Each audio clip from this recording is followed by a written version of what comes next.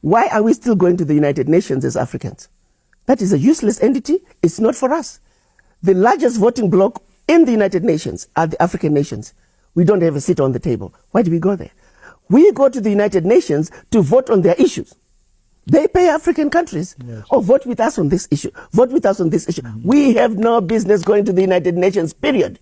We need to tell Secretary Guterres, thank you very much, but we're no longer going to attend United Nations. It's not our entity. Until we have true representation there. Goodbye. Right. That means true Sure. with every engagement with the West. Right.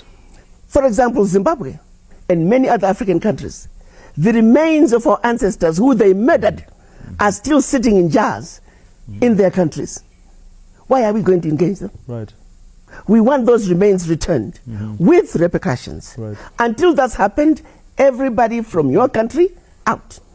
If you were former Portuguese colony, all Portuguese, get out of my country. I love it remember when there was this rift between President Mugabe and Prime Minister Tony Blair. And Blair was like, we're coming to take all the British out of Zimbabwe, we're airlifting them.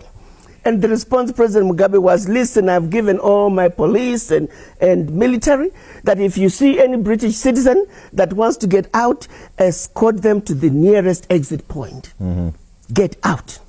If we can just make that position, your government is abusing us. Your government is refusing to give us back our ancestors, the remains of our ancestors who they murdered. Your government is refusing to give us back our artifacts, precious artifacts, priceless, that they stole. Until these wrongs, these blatant wrongs are righted, every British citizen get out. Every Portuguese citizen get out.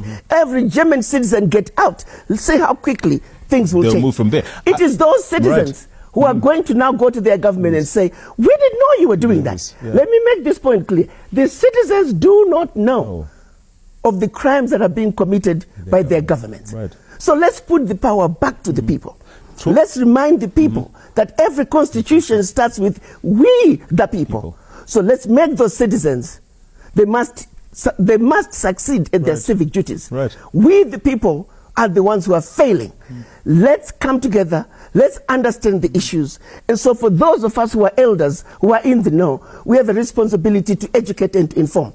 Once the citizens are empowered with knowledge and the understanding of what is really going on, I do know for a fact, the average citizen of the world wants a righteous world, a world that is free of hate, racism, bigotry. That's what the average citizen wants.